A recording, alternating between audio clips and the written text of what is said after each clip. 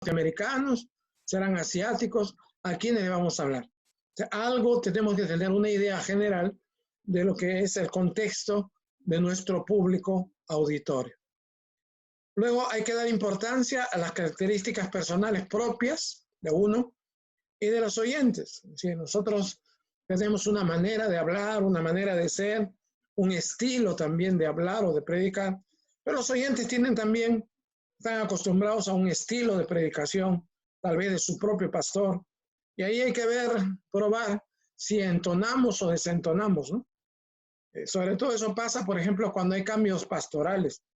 Pasan de un pastor a otro y la gente como que está incómoda porque se habían acostumbrado a la imagen de su pastor anterior, ya les cuesta adaptarse al nuevo predicador o al nuevo pastor. Luego hay que determinar la dirección del Espíritu Santo al problema o necesidad específica de su auditorio para ese momento. Es decir, yo no sé, pero tengo que preguntar a Dios qué es el tema, cuál es el mensaje que Dios quiere dar a esa congregación o a ese público que voy a tener. Si es creyente, no es creyente, etcétera, para poder adecuar mi mensaje.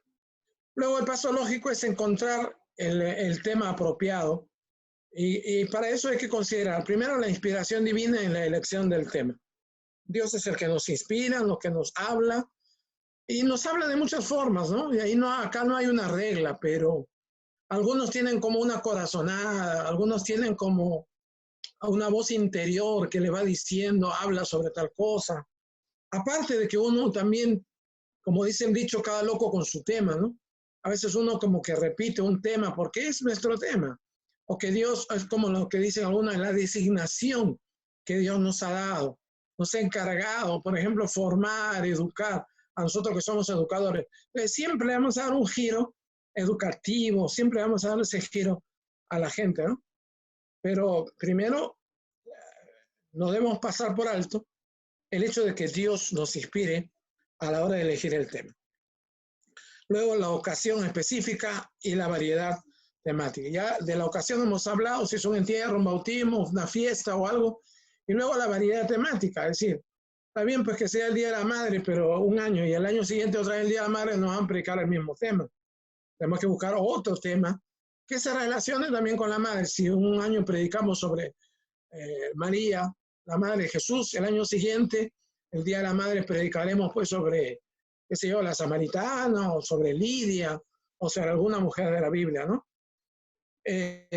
Por otro lado, el problema o necesidad específica de los oyentes es determinante también.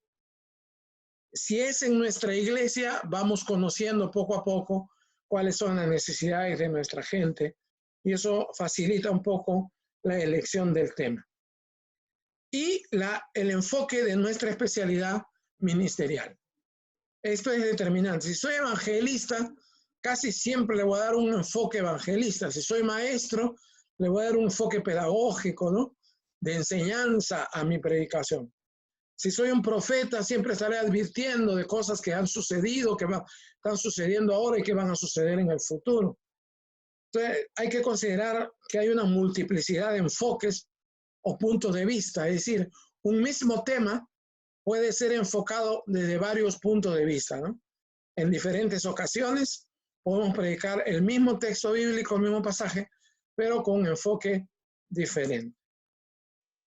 Y está finalmente el criterio de crecimiento y madurez espiritual del auditorio. Es decir, tengo que ubicarme. Si ya prediqué en una iglesia que me invitaron, recién había empezado, tiene 2 años de existencia, luego pasan 5 años y me vuelven a invitar, no la voy a predicar como si tuvieran otra vez 2 años de vida a esos creyentes. Ya tengo que predicarles una cosa un poquito más, ya no solamente leche, ¿no? Darle un poco de carnecita para que puedan ir desarrollándose y creciendo en la fe. Esto tiene que ver con el criterio de crecimiento y madurez espiritual del auditorio, para ver qué tema o cómo voy a plantear el tema. Ahí ustedes tienen un cuadrito del problema o necesidad y del tema apropiado. Aquí la clave es siempre predicar en términos positivos. Por ejemplo, si hay división en la iglesia, No voy a tomar algún pasaje que hable del divisionismo, como 1 Corintios 1 y 2, que Pablo dice que el cuerpo no está dividido, yo soy de Pablo, yo soy de Cefas, yo soy de un tal Cristo. No, hay que predicar más bien sobre la unidad del cuerpo de Cristo, es decir, en términos más bien positivos, en lugar de críticas y ataques al problema de la división. Porque lo que queremos es alentar a la gente a que permanezcan unidos, no a que se dividan más y a que se vayan. Si hay un problema de crisis económica, hay que hablar de la provisión oportuna de Dios, que Dios no nos falla en ningún momento, ¿no? Mi Dios pues suplirá todas las cosas conforme a sus riquezas en gloria. O si estamos en un contexto de enfermedades, hablar del Dios sanador, cómo ese Dios es nuestra fortaleza, nuestra previdencia, es el Jehová Rafa, el Jehová que nos sana, que nos libra, que nos libera de todo mal. Si hay infidelidad conyugal, lo vamos a hablar, pero es mejor plantearlo desde la fidelidad de Cristo para con su pueblo, ¿no? Y que si nosotros somos infieles, Él permanece fiel. Eso con relación a la elección del tema.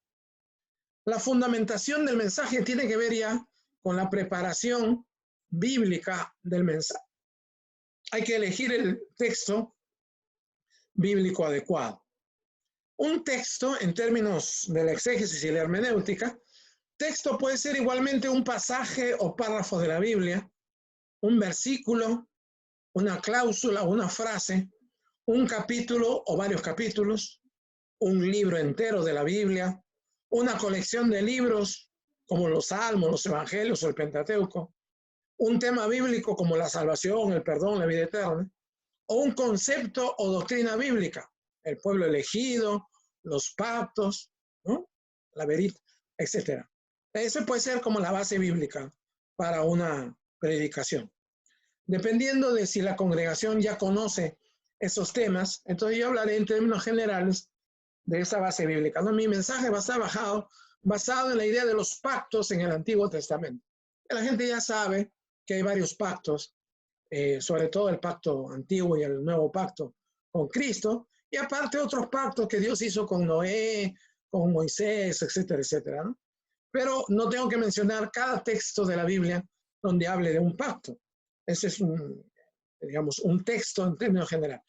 La palabra texto significa tejido, es una base a la cual nos referimos siempre. Es como los libros de texto en el colegio. Se llama libro de texto o libro de referencia.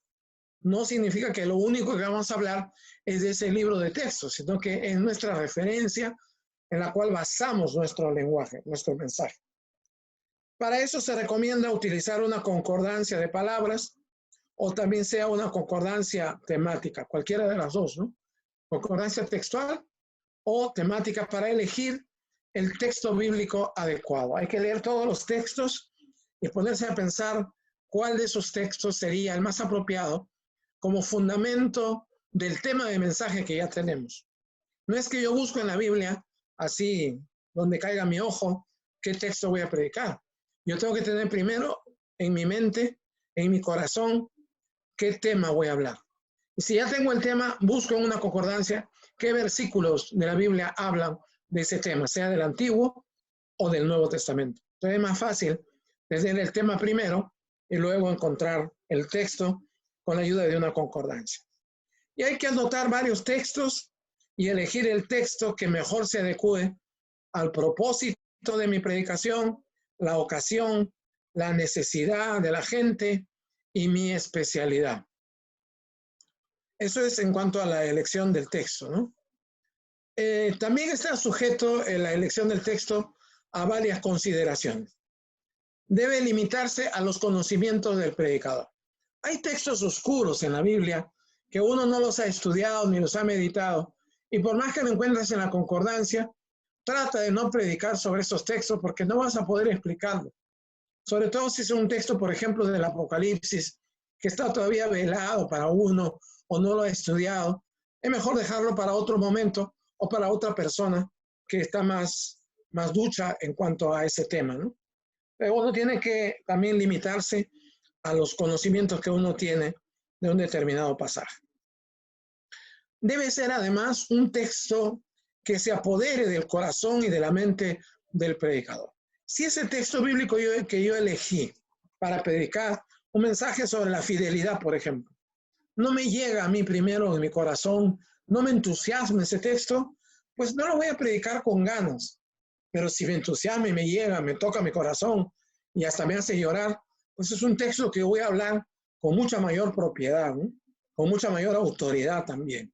Y la gente lo percibe cuando pasamos así como rapidito por un texto y cuando nos quedamos y sentimos y vivimos un texto bíblico.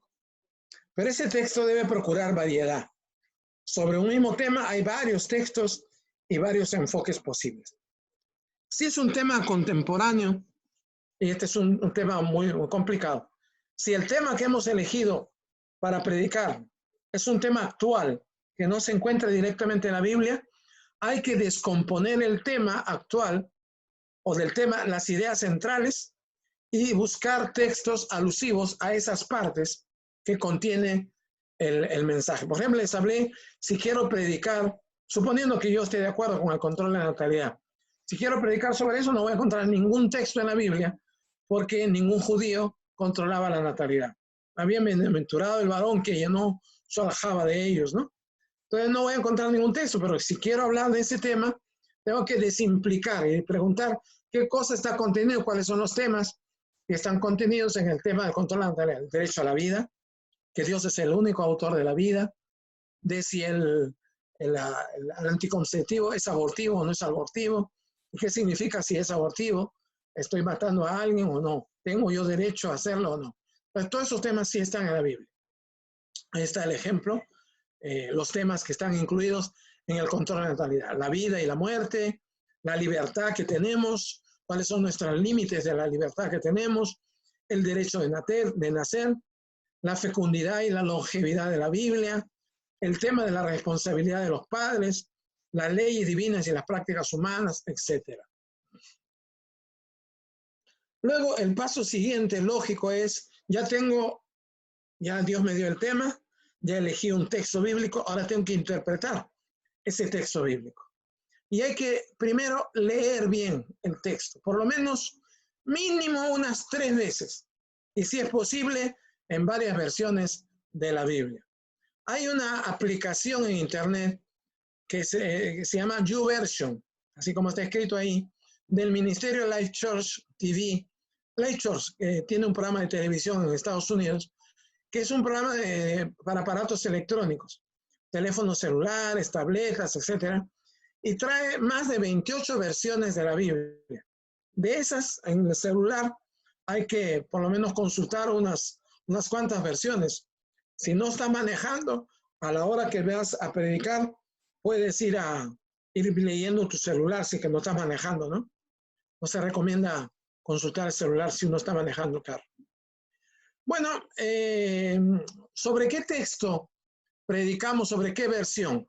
Muchos pueden subir al púlpito con la Dios habla hoy, con la Nácar, Fuster y Colunga, con la versión, qué sé yo, la nueva versión internacional.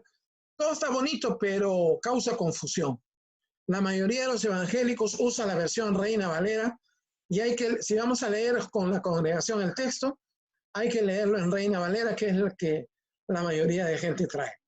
Si por algún día, por la gracia de Dios, te invita a una iglesia católica a predicar o una comunidad católica, no vayas con la Reina Valera, pues anda, búscate la Nácar Colunga, Nácar, Fuster y Colunga, la Biblia católica o la Biblia de Jerusalén, y lee ahí y predica desde ahí, porque esa gente está acostumbrada a la lectura de esa Biblia. No dicen Jehová, sino dicen Yahvé, por ejemplo, etcétera, etcétera. Y luego, ya que estás predicando, dicen, bueno, hay un pasaje aquí que valdría leerlo en la versión de la Biblia de Jerusalén, y lo lees, ¿no? O la versión popular, Dios habla hoy, este texto lo traduce así, ¿no? O la traducción al lenguaje actual, etcétera. Cualquiera de esas, como algo adicional, pero principalmente y fundamentalmente la predicación debe estar basada en la Reina Valera. No porque sea la única versión de la Biblia, sino porque es lo que la mayoría de la gente usa. Son millones de personas que han descargado esta versión, que ustedes pueden ver ahí, la YouVersion. Les recomiendo, ahí ustedes lo tienen ya los links donde lo pueden descargar. Y es gratuito y es para todos los celulares. Luego hay otras herramientas para la exégesis como este programa del eSword. Y ahora creo que andan en la versión 12, si no me equivoco. Y hay una versión en inglés y una versión en español. Hay que descargar de internet la versión en español por una razón, no porque sea chauvinista o porque creemos que el español es más importante que el inglés, no, sino que la versión la venta. Porque bueno, está dedicado a un público que tiene muchos recursos, ¿no? Más recursos que nosotros los latinos o los europeos, los españoles. Esta versión del eSword en español, que es la espada electrónica, trae casi todos los libros son gratuitos. Y no solo trae libros de la Biblia, sino que trae también libros de historia, de ciencias sociales, de filosofía, diccionarios, comentarios bíblicos. Es muy completo, ¿no? Ahí ustedes tienen el link, portalprogramas.com, eSword, descargar. Hacen clic ahí y va a descargar la versión. Si descargan la versión en inglés, tienen que ponerle el parche, buscan el parche de la versión en español y la convierte a la versión en español, ese programita descargado en inglés. Luego hay diccionarios bíblicos y Biblia interlineal en esta página logos.com, que ustedes lo pueden consultar en línea. Cuando están trabajando su mensaje, pueden consultar logos en internet. No lo hago ahorita para no perder ahorita este PowerPoint que estamos pasando, pero cuando terminemos la clase, vayan a Logos. Ustedes van a ver ahí la Biblia interlineal. Está el texto bíblico en el idioma, o sea, en hebreo y en griego, y abajo la transliteración del texto para que ustedes puedan consultar. Luego hay una página también de comentario exegético online. Está en inglés, dice Bible Tools, Study Tools, pero también aparece en español, así que no se preocupen que esa página está en español. Luego hay atlas históricos, geografía de la Biblia y otros libros más en la internet. Son utilitarios que pueden servirnos a la hora que estamos preparando el mensaje. Luego están todas las herramientas que yo no voy a incidir mucho porque ya ustedes están llevando un curso con Daniel Córdoba. Dividir el pasaje en párrafos, procure que cada párrafo contenga una unidad de pensamiento, una perícopa.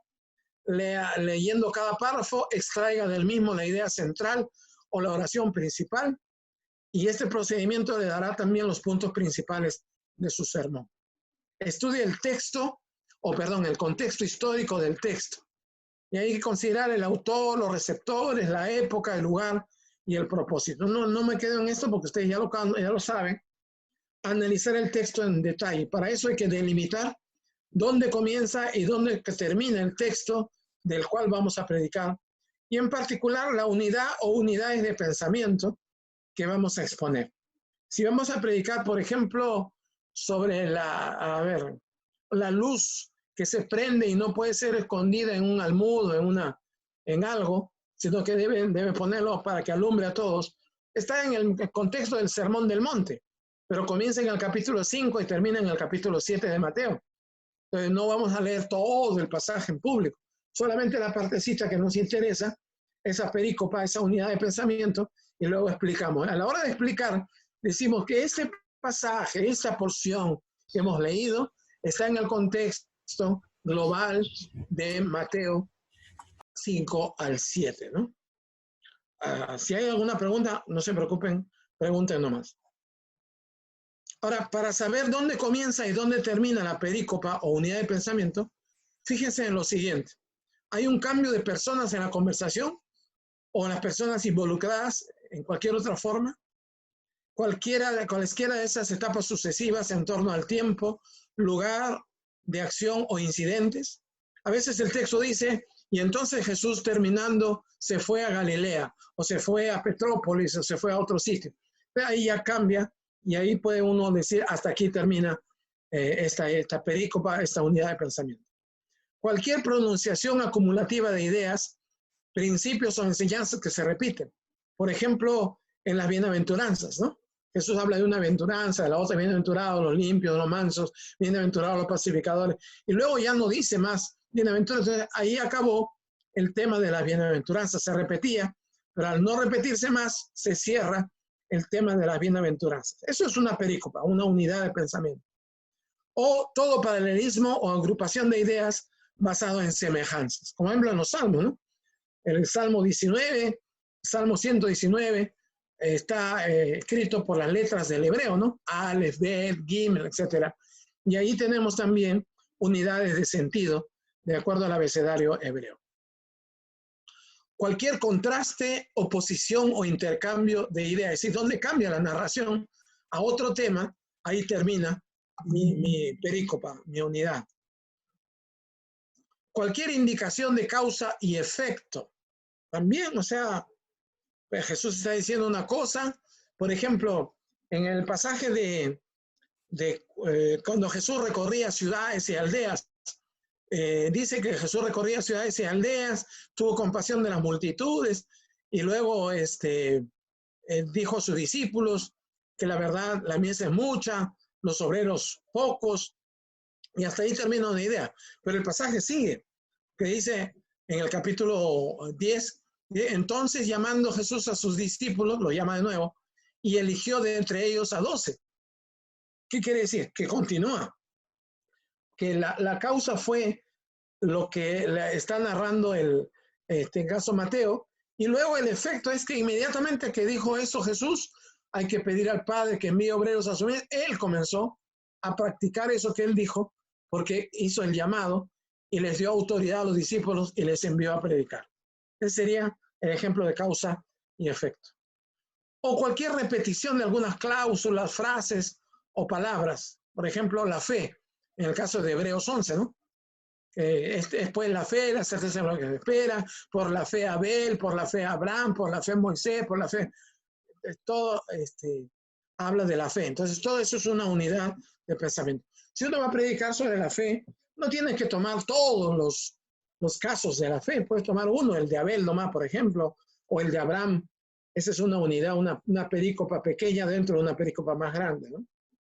O cualquier frase tradicional o cualquier palabra conectiva, como por ejemplo, ¿dónde empieza? Cuando dice, por tanto, Jesús le dijo, así que, de modo que, ahora pues, finalmente, pero, o. Cualquiera de esas cosas hacen que conecte un tema con otro o que sea una disyuntiva también para diferenciar un tema de otro.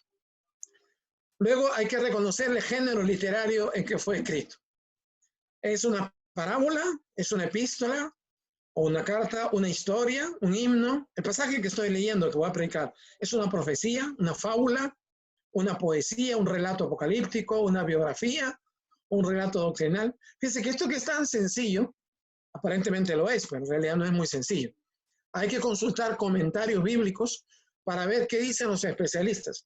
Si estamos o no frente a una parábola o es una narración histórica.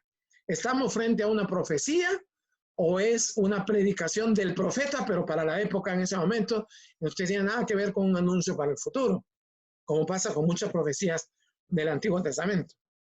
O es una poesía. No es lo mismo la historia o biografía de una madre que la poesía a una madre. Son dos géneros literarios distintos. Si nos equivocamos en el género literario, nos vamos a equivocar en la interpretación. Porque una cosa es interpretar una parábola y otra cosa es interpretar una narración biográfica, una narración histórica. Son dos cosas muy diferentes. O es un relato doctrinal, como algunas de las cosas que escribe Pablo en su doctrina, ¿no? Sus doctrinas cuando escribe a Timoteo o a Tito. Son cosas muy diferentes. No es lo mismo la parábola del buen samaritano que la doctrina que Pablo recomienda seguir a Timoteo o a Tito. Luego viene la exégesis, ya, analizar el texto gramaticalmente, distinguiendo en lo posible pues, el sujeto de la oración, los verbos, predicados, oraciones principales y oraciones subordinadas, casos, preposiciones, conjunciones, etc. Si no tenemos todo el manejo de esto, hay que consultar comentarios exegéticos, comentarios bíblicos. Hay que estudiar el significado de las palabras por separado y las palabras en conexión con otras del mismo pasaje. Miren, después de tantos años que uno lee tantas cosas ya de exégesis o hace exégesis, yo he llegado a la conclusión, como muchos también, de que la exégesis se reduce a dos cosas. El análisis de palabras por separado, que es el diccionario, las dicciones o el vocabulario, pero eso no basta. Yo puedo tomar la palabra redención o justificación en Romanos 5, pero en el contexto del capítulo 5, justificación puede significar una cosa muy particular que el apóstol Pablo está señalando. Por eso, el significado de las palabras por separado consultado en un diccionario no es suficiente. Hay que consultar con ayuda de la exégesis el significado de las palabras en conexión, es decir, la gramática, la composición literaria dentro del texto, lo que se llama la guía intratextual, es decir, ¿qué está queriendo decir en este texto, no en otro, en este texto? Si estoy leyendo Mateo, no me interesa en el momento lo que dice Marcos. Así diga lo mismo, no me interesa, porque lo que estoy haciendo es una exégesis de Mateo. Y si estoy haciendo la exégesis de Juan, igual. Tenemos los sinópticos, Mateo, Marcos y Lucas, pero Juan es diferente. Entonces, por más que diga algo parecido, yo hago mi exégesis y me ciño al pasaje que estoy interpretando. Así que hay que también ver si es literal o simbólico lo que está diciendo. Y aquí hay que luchar un poco con el texto, ¿no? Porque mucha gente interpreta simbólicamente lo que es literal y al revés. El contexto del pasaje y el pensamiento del autor sagrado, que con el tiempo vamos ya llegando a conocer, nos ayudará a ver si está, por ejemplo, Pablo haciendo alegoría o está hablando en términos generales. Por ejemplo, cuando Pablo dice que hay que estar unidos y que él encuentra muchas divisiones, que los de Cloé le han avisado, no tiene nada que ver con la alegoría, tiene que ver con cosas reales que están pasando en la iglesia de Corinto.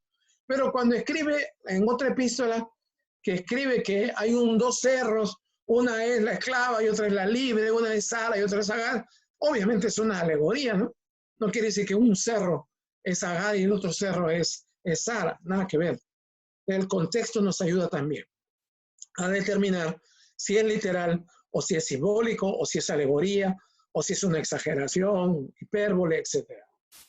Hay que interpretar el desarrollo del pensamiento del autor del texto siguiendo ordenadamente su secuencia en el texto. He subrayado secuencia porque hay que respetar la secuencia del texto, porque tiene que ver con el pensamiento del autor. Ya a la hora de presentar el texto, yo lo puedo presentar de otra forma, pero primero tengo que ceñirme a lo que el texto está diciendo y respetar la secuencia que el autor está siguiendo. Si es posible, hay que graficarlo haciendo un esquema o bosquejo del desarrollo de la idea dentro del pasaje, versículo por versículo, en el orden que el autor está narrando. Luego hay que confrontar y comparar nuestra interpretación, que debe ser primero, con otras interpretaciones. Si de qué me vale consultar qué dijo Calvino sobre este tema, sobre este texto, qué dijo Lutero sobre este texto, si yo no tengo ni siquiera la menor idea. Voy a tener que escoger al azar, de Tigmarín, de Dopingüe, a ver, me quedo con Lutero, me quedo con Calvino, ¿cuál me parece más bonito? No, yo tengo que hacer el exégesis y después tengo que, a la luz de mi exégesis, ver si Calvino tenía razón, si Lutero tenía razón, o si otro teólogo tenía razón. Entonces hay que comparar también varias exégesis del pasaje, ¿no? Ahí en ese link que le estoy dejando, ustedes pueden encontrar también otras exégesis. Hay gente que se dedica solamente al exégesis y hay que consultarles, ¿no? Con la salvedad de que cada uno tiene su propia orientación teológica, su propia corriente doctrinal, ¿no? Yo, por ejemplo, para interpretar el libro de los Hechos, nunca consulto a MacArthur, porque es antipentecostal el bendito. Entonces, ¿por qué voy a consultar a MacArthur? Voy a consultar a teólogos y exégetas pentecostales, ¿no? Que van a hablarme de la vivencia carismática del libro de los Hechos, haciendo exégesis, ¿eh? No considerando su tradición interpretativa. Entonces hay que consultar además obras de historia de la iglesia, la interpretación que se hizo de este texto, que hizo la iglesia en el pasado. Es decir, no hay que saltar del Nuevo Testamento, de Apocalipsis, hasta nuestra época. Es decir, han pasado pues 2000 años. Este texto ha sido interpretado por la patrística, los padres de la iglesia, en la Edad Media, por los reformadores, en la Edad Moderna, por los grandes teólogos contemporáneos también ahora. Sí, hay que buscar historia de la interpretación del texto para tener una idea mucho más global y más completa. Luego, vale la pena también conversar con otros hermanos su interpretación y recoger otros enfoques de interpretación del mismo texto. Por ejemplo, si tiene el teléfono, hacen, digamos, activo, le hacen una llamadita a cualquier profesor de exégesis, sea Daniel, sea Timoteo, y preguntar, pastor, ¿usted cree que esta interpretación sería así? Estoy estudiando Éxodo, ¿sería así correcta la interpretación o me estoy equivocando? Y el pastor te va a dar su opinión, pero al final tú decides cuál es la interpretación más correcta, de acuerdo al exégesis que tú haces. Cuando un pasaje te es difícil, consulta más de un comentario bíblico y decide finalmente tú mismo por la interpretación más equilibrada y cercana a la verdad. Hay muchas posibles interpretaciones del texto. No me quedo aquí porque ustedes tienen el curso de exégesis y hermenéutica. Paso a la interpretación antes que me gane la hora. Perdón, ¿me dijeron? A las 5 me dijeron, 5:30.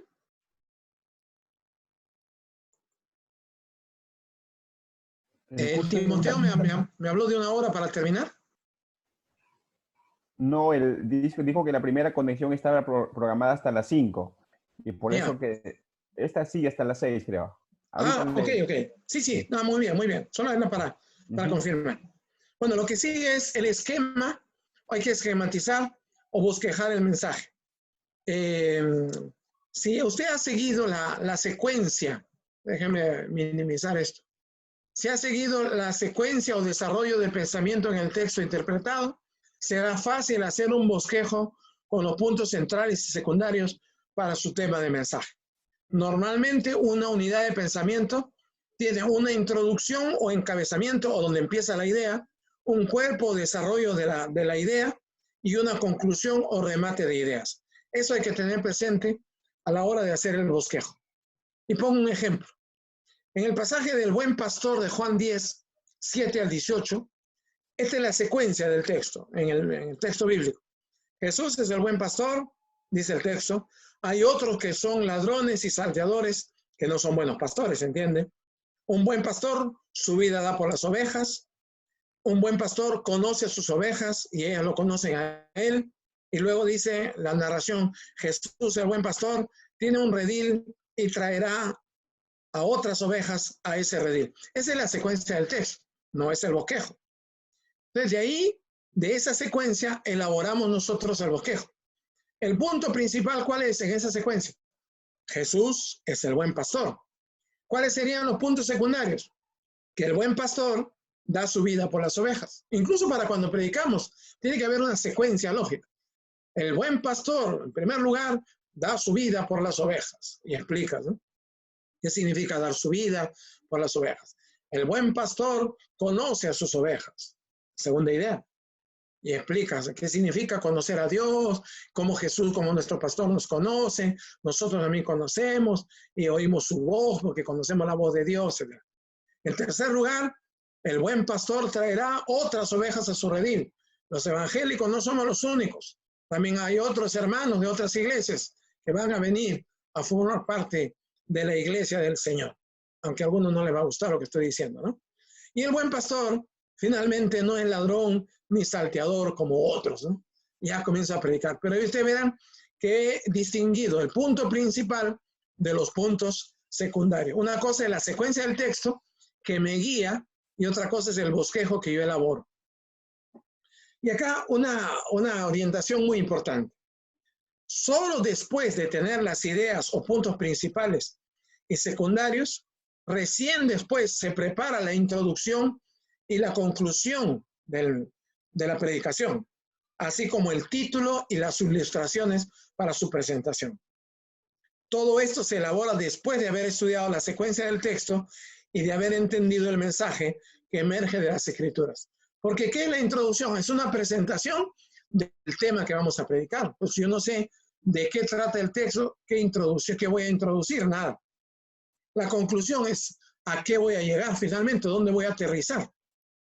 Pero si no he estudiado el texto todavía, no puedo preparar la conclusión, porque si preparo la conclusión antes de estudiar el texto, estaría haciendo eisegesis, estaría metiendo ideas que no van con el texto. Igual no sabría cómo titular ese mensaje, cómo darle un título, pues más periodístico, más interesante, ¿no? No solamente el título tiene que ser, lo vamos a ver después, el título que la sociedad bíblica nos da, ¿no? Por ejemplo, la parábola del hijo pródigo. Porque no es la parábola del hijo pródigo, es la parábola del amor del padre, ¿no? Pero ¿cómo predico yo sobre la parábola del amor del padre? Pues tengo que darle un título diferente de repente, ¿no? Sí. ¿Querías intervenir? Luego preparo mis ilustraciones también.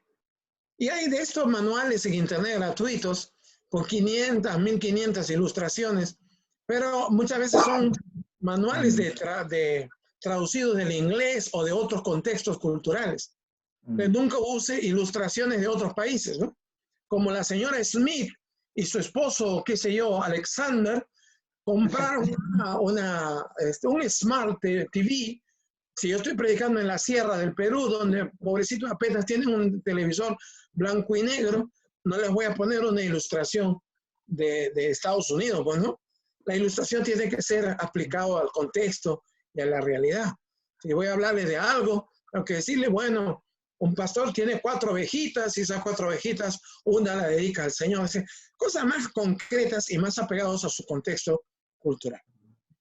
Todo esto, ilustraciones, introducción, conclusión y título, se elabora una vez que ya hemos organizado nuestro mensaje. O sea, hay que luego exponer el mensaje. Una vez que ya está bosquejado el sermón, estamos listos para exponer creativamente el mensaje. Si ya estamos listos para ir al púlpito, ¿no? Pero antes de hacerlo, hay que considerar algunas cosas o hay que tener en cuenta algunas cosas. Que toda predicación tiene 2 momentos retóricos. Uno es la narración o explicación del pasaje bíblico, partiendo de su contexto histórico o de nuestra situación presente.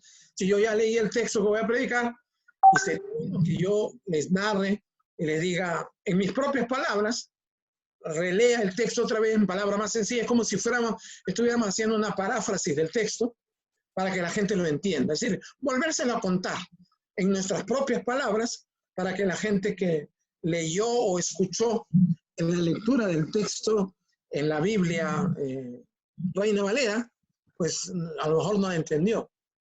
En esta parte, el predicador o predicadora debe asegurarse que sus oyentes entiendan bien lo que dice el texto. ¿Qué significó para los primeros oyentes del escritor sagrado? Y el significado de sus palabras en esa época anterior. Esa es parte de la narración. Luego se le sigue la aplicación, digamos, en términos globales, ¿no? Narración y aplicación. ¿Qué aplicamos? Las enseñanzas del pasaje para la vida personal y colectiva de nuestros oyentes en el contexto cultural. Ahora, como parte de la presentación del mensaje, hay otros 4 momentos más que no deben pasar por alto y que forman parte ya de la exposición. ¿Cuáles son esas? Primero comenzamos, después de la narración y todo eso, a la hora de narrar, comenzamos a interpretar también. Esta se da mayormente en la presentación de las ideas principales y secundarias del pasaje o base bíblica, procurando no traicionar la intención del escritor sagrado. ¿Sí? La primera cosa es la exégesis, ¿sí? Lo que el texto dice, no lo que yo entiendo. Primero lo que el texto dice, lo que el autor dijo. Y la gente tiene que escuchar. La gente va al culto para aprender también qué es lo que la Biblia enseña. Y está esperando un maestro y un predicador que explique el texto, que se lo interprete para que lo entienda. Luego, esa interpretación, si no es tan fácil, puede ayudarse con ilustraciones. Que puede incluir una anécdota, un testimonio, una comparación, un contraste, un ejemplo o una amplificación del tema, puede pasar un video, un PowerPoint, puede representar una obra de teatro o hacer algunos actos simbólicos, etcétera, lo que usted crea. Se da en cualquier momento de la exposición cuando el discurso requiera desarrollar mejor una idea o pensamiento. Tampoco hay que abusar de las ilustraciones. Creo que con una, a lo mucho dos, bastaría, ¿no?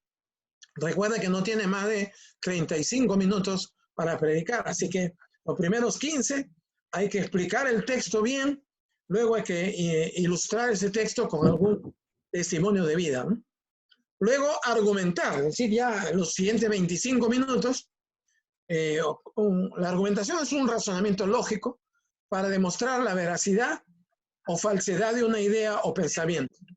Es el porqué de las cosas basado en la autoridad divina de la palabra. Es decir, que hay que demostrarle que lo que estamos diciendo no es una idea nuestra, sino que, como ustedes se fijarán, en el versículo 4 decía tal cosa, luego el apóstol escribió, en el versículo 15 llegó a decir y terminó así.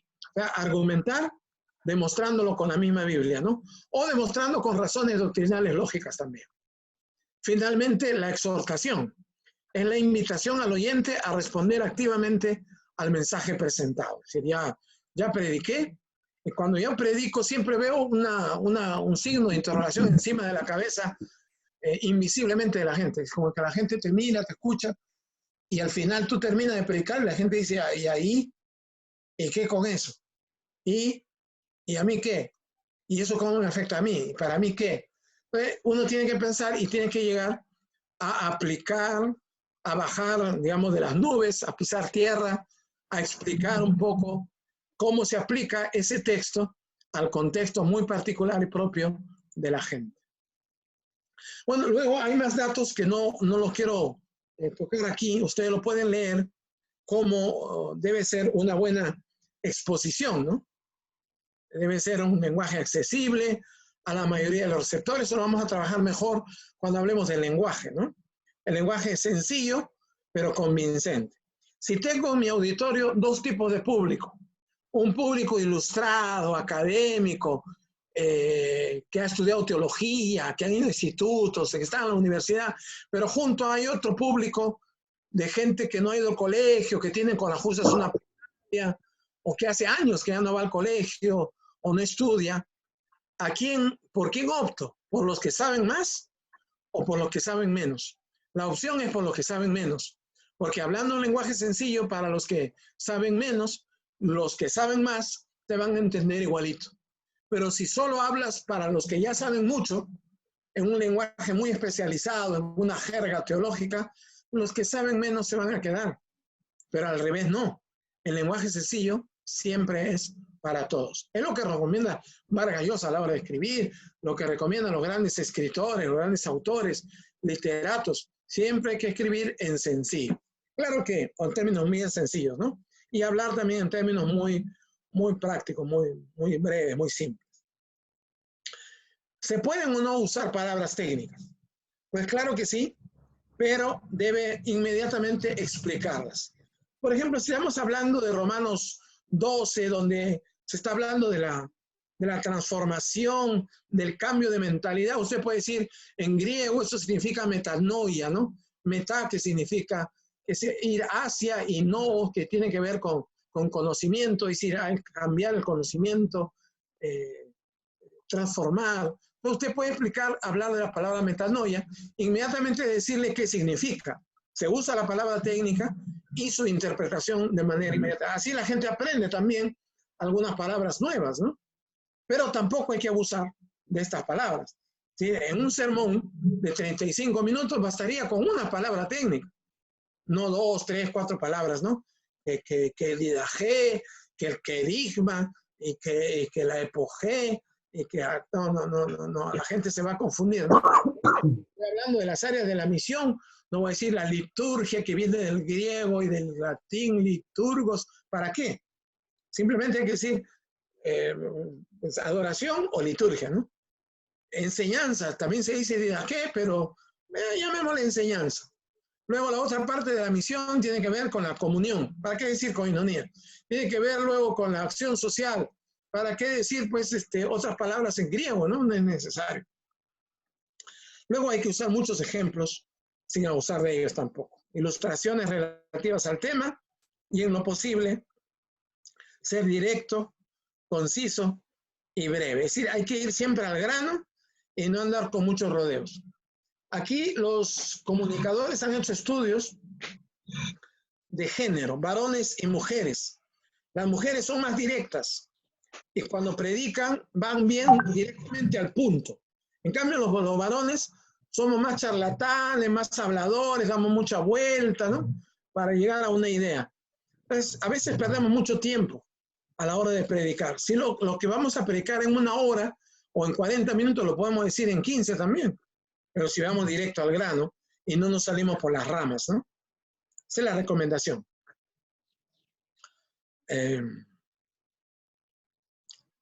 Hay que tomar tiempo para explicar un subtema mencionado de paso durante la predicación o para presentar en la ilustración, pero inmediata y rápidamente volver al tema del sermón.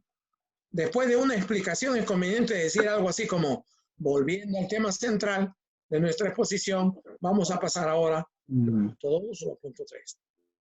Para eso precisamente son las notas o bosquejos que llevamos con nosotros, para recordarnos los puntos principales y secundarios y no salirnos del tema. A esto se llama no perderse por las ramas. Si alguien quiere hablar, me avisa nomás porque he cerrado no los tengo visualmente. Ahora sí ya los puse. Al terminar su mensaje, remarque las ideas principales, ¿no? Recuerde a los oyentes las ideas centrales. Es decir, para terminar, hemos hablado de 3 cosas. Jesús como buen pastor, Jesús tal cosa y Jesús tal cosa. Es decir, rápidamente hacer un recuento, porque hay algunos hermanos que recién llegan también. Entonces ya uno les recuerda.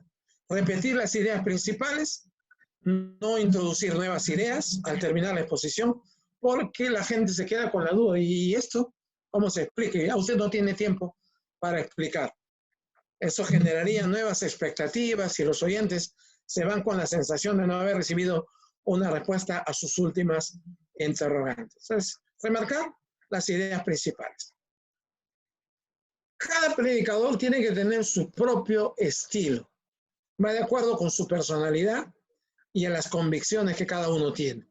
Su manera de ser, su manera de hablar, de pararse, de moverse, de llegar a la gente. Todo eso hace su estilo personal y único. Nunca se recomienda imitar a nadie. Billy Graham puede ser un gran predicador, pero ¿por qué lo voy a imitar? G. Ávila también, hubo una época del G-ismo, se llamaba así. Pues todos los predicadores de la época de G. Ávila querían predicar como él, ¿no? O como Luis Palau, o como Satirio dos Santos, y otros más actuales como Dante Gebel, y otros adoradores ahora que se han vuelto predicadores, ¿no? ¿Por qué tenemos que imitar?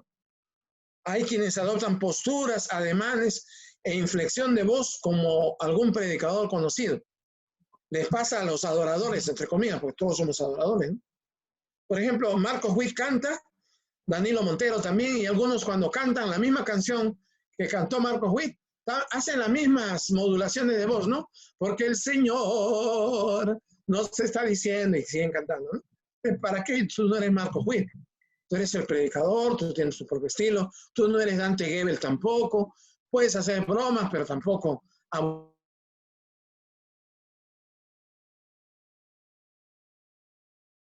pero nunca jamás imitar. Ahí hay cualidades de un buen predicador, no lo voy a leer, el estilo, y finalmente el seguimiento. Hay que acompañar la respuesta de la gente.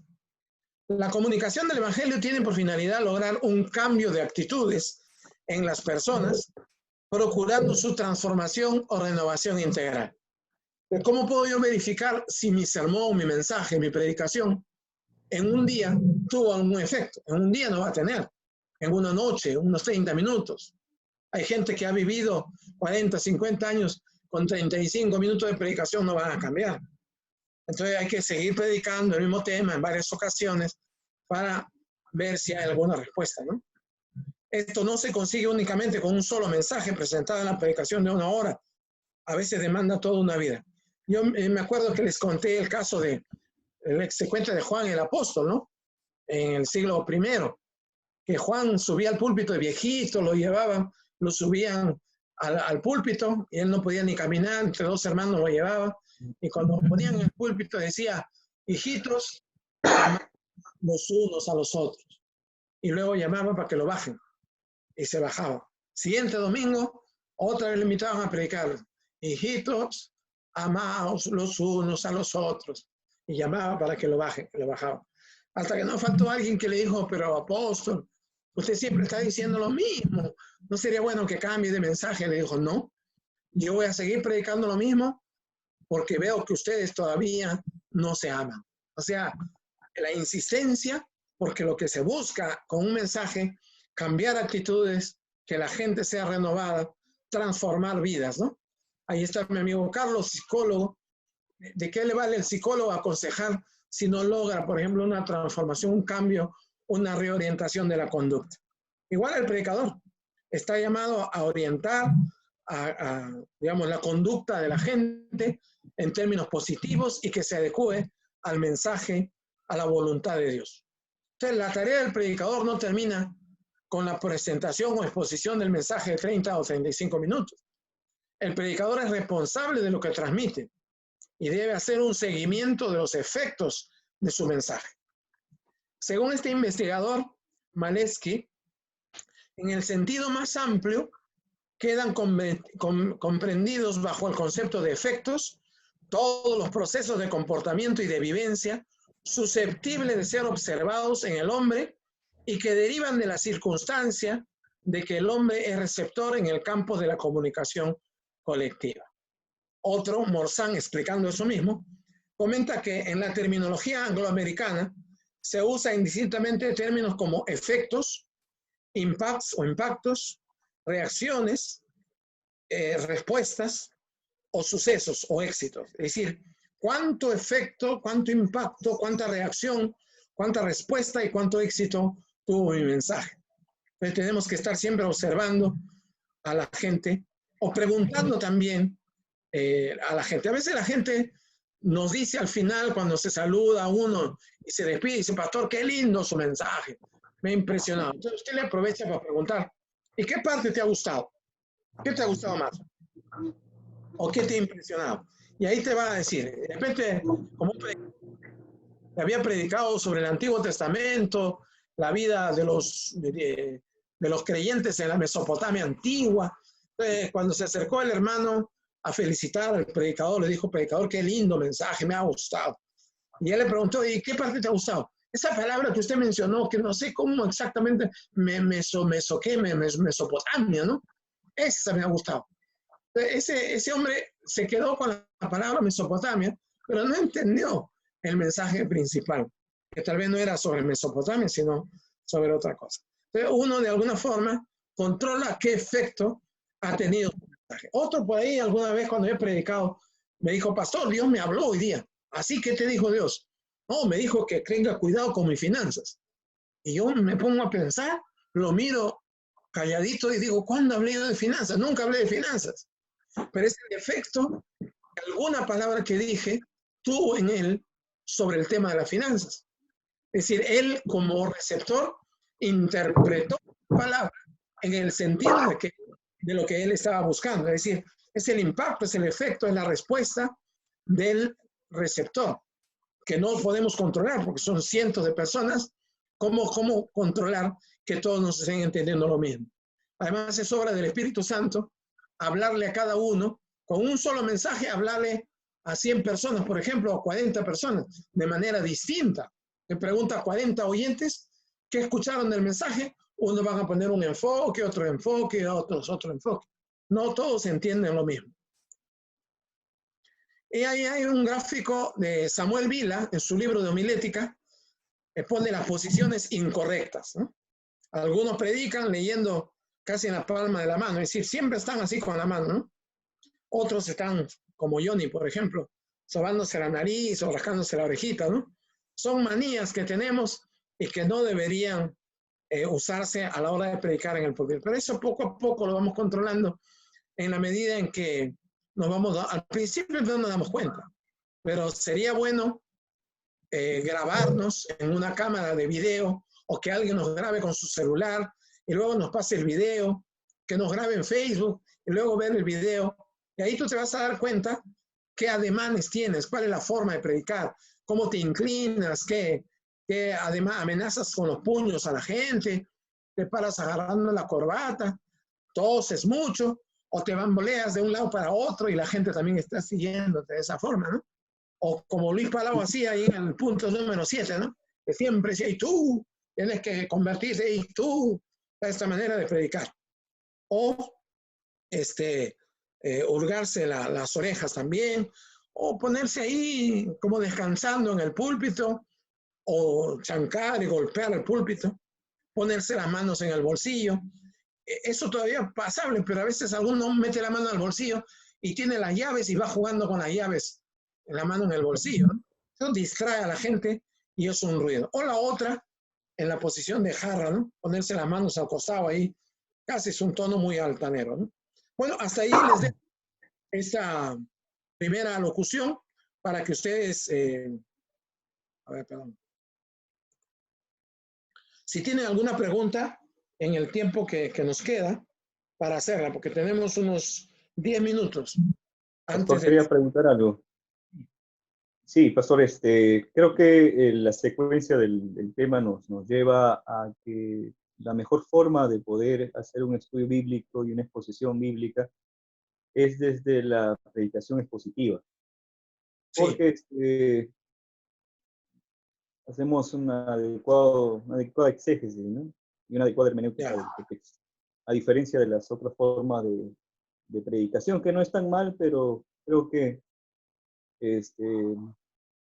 en la predicación expositiva tal vez nos acerquemos más a lo que el texto pretende decir.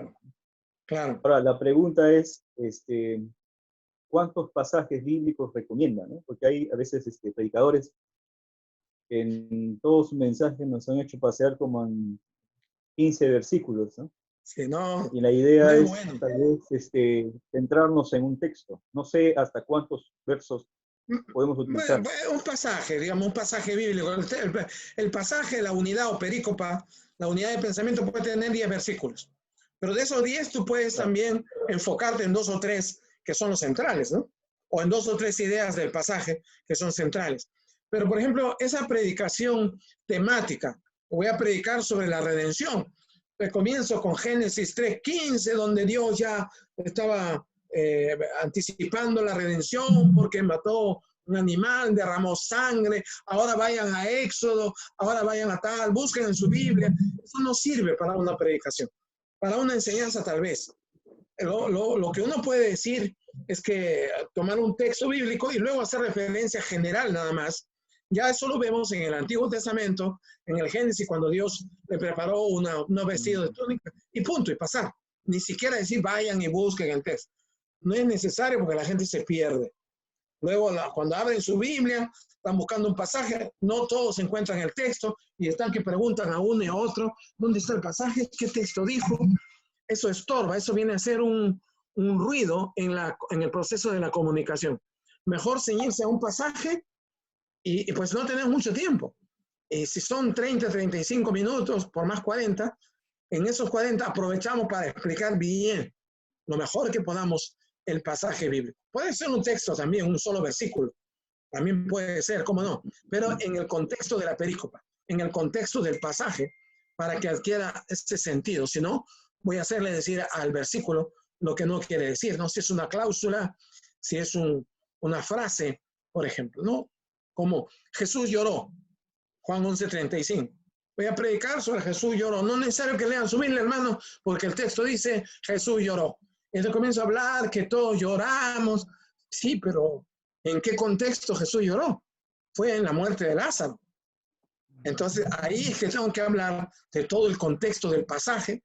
Me voy a predicar sobre el llanto, sobre el lloro, la humanidad de Cristo. Cristo es un hombre como nosotros, perfectamente hombre, por eso él lloró, por eso era amigo de la familia, etcétera, etcétera, ¿no? Pero en el contexto siempre del pasaje. De ahí la importancia de tomar la perícopa completa del contexto. No tengo que leer todo, salvo que sea un pasaje del Antiguo Testamento y que te cueste a ti, a la hora de renarrar el texto, como hablé, no vas a poder renarrarlo todo igualito, entonces es mejor leerlo, ¿no? Pero eso también es cansador y agotador. Leerte 15 versículos, 20 versículos. Y otro problema que tienen algunos predicadores es que cuando dicen, no, vamos a leer un texto, todos automáticamente se ponen de pie. Porque tienen la idea, no sé de dónde han sacado esa idea, que el respeto, la reverencia, es que hay que ponerse de pie para leer la Biblia. Oiga, si vas a leer 50 versículos, de pie te vas a cansar, pues la gente, los viejitos se van a cansar.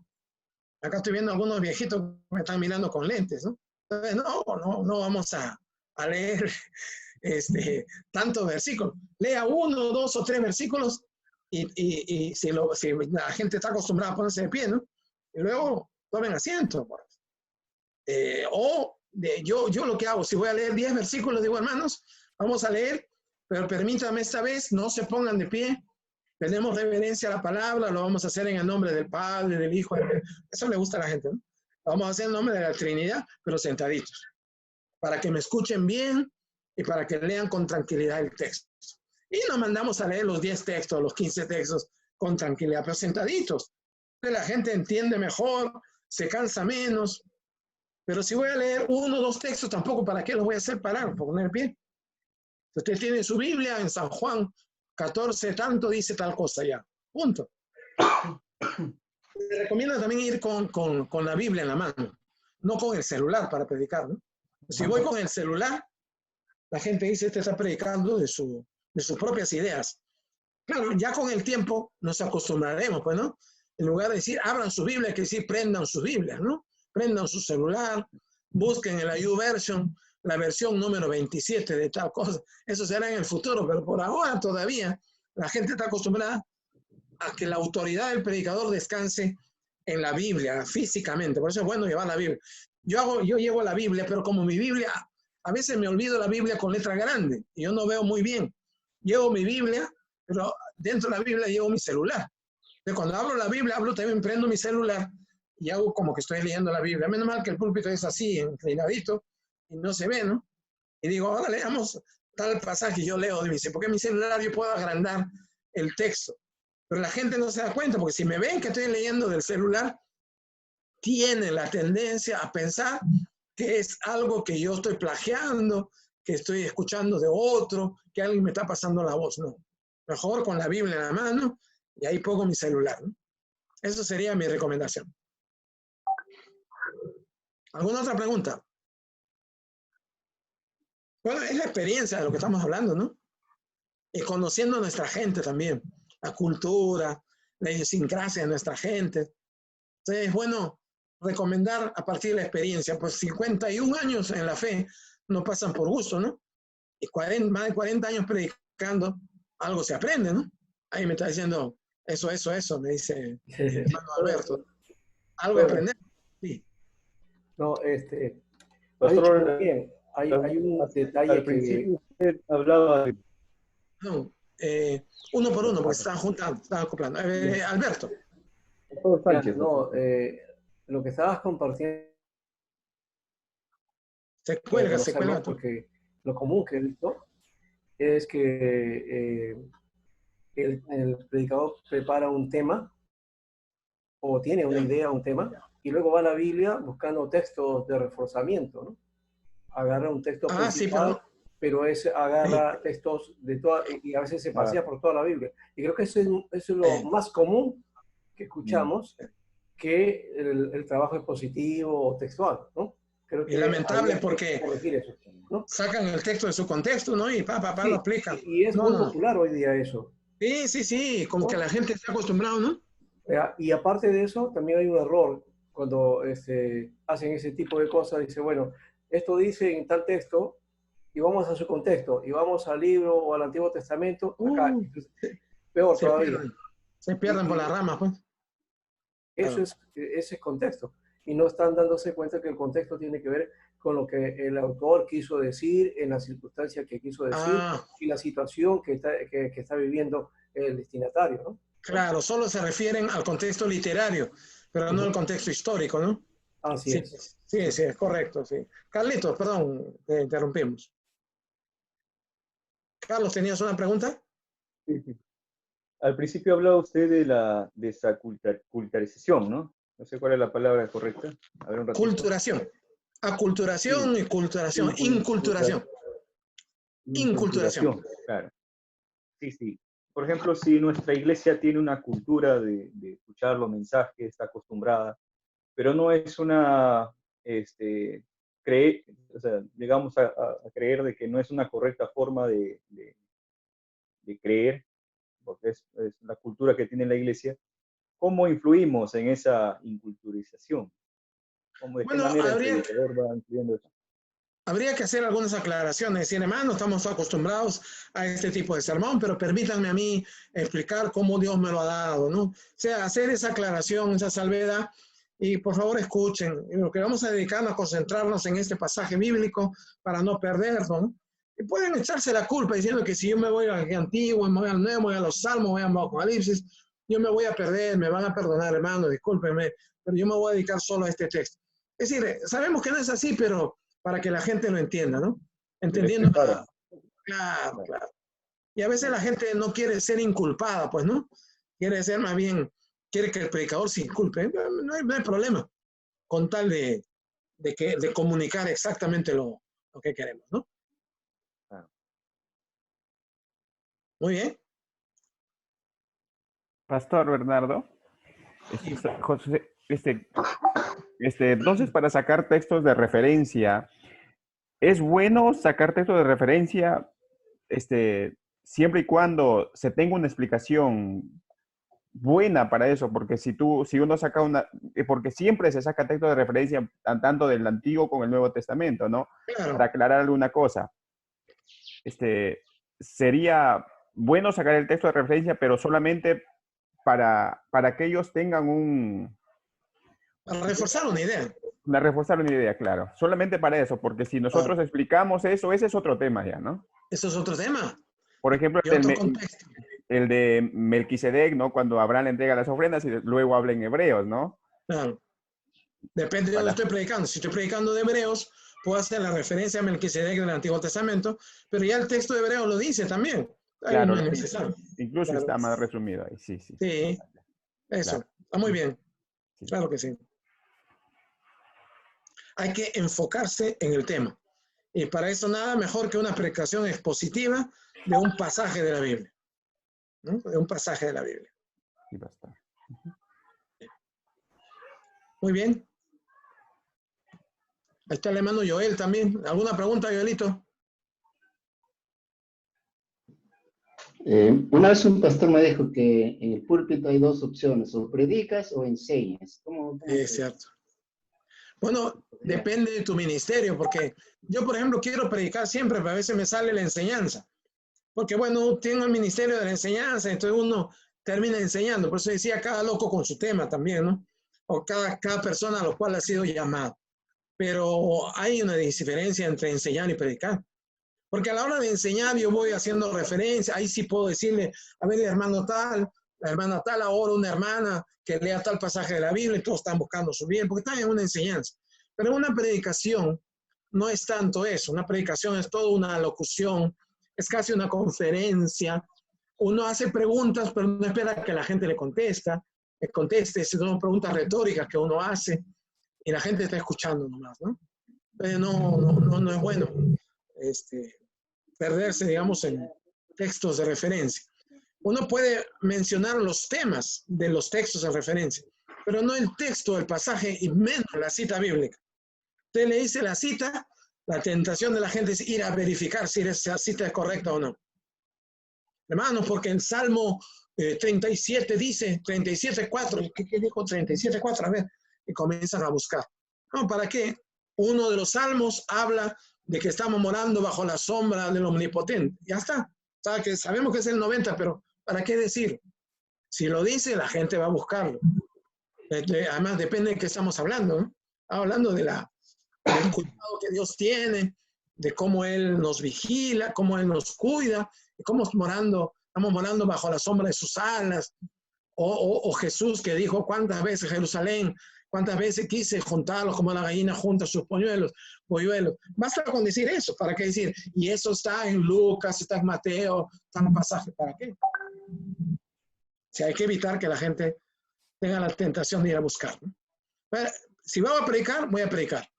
Si voy a enseñar, enseño. Eso sería, ¿no? Porque hay quienes a la hora de enseñar predican y al revés. A la hora de los que tienen que predicar, enseñan, ¿no? Una buena cosa es llevar siempre a su esposa, a su hijo, a algún familiar que te escuche, porque ellos te van a decir con toda franqueza y con toda verdad en qué partes fallas, ¿no? O qué es lo que estás haciendo, o dónde has exagerado, qué no deberías decir. Pero al final la decisión es tuya también, ¿no? La decisión es tuya. Tú puedes hablar algo, ponerle un tono, un énfasis. A lo mejor tu esposa te va a decir, si te está escuchando, has hecho mal en decir, sí, pero es lo que Dios te puso en ese momento y tienes que respetar lo que Dios te dice. Bueno. Escuchando ahí, mira, Carlos dice, escucha lo que dice. Sí. Bien, hermanos,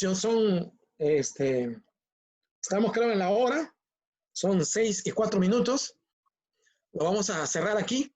La próxima clase vamos a comenzar ya a incidir más en la teología de la predicación, teología de la comunicación, la inculturación del evangelio, la predicación del mensaje en América Latina, pero particularmente aquí en Perú, y ver todo ese tema de la teología de la prédica, cuando nuestra prédica se convierte, traduce la palabra de Dios, todos esos temas que tienen que ver con la homilética, segunda parte, homilética avanzada. Si tienen alguna sugerencia, escríbanme a través del WhatsApp o a través de mi correo o Messenger, lo que quieran.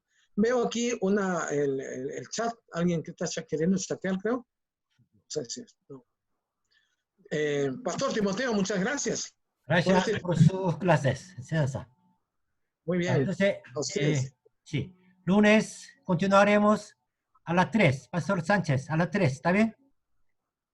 Todo está bien a las 3. Sí, está bien. Sí. Conmigo hasta el próximo viernes. Sí, pastor. Sí.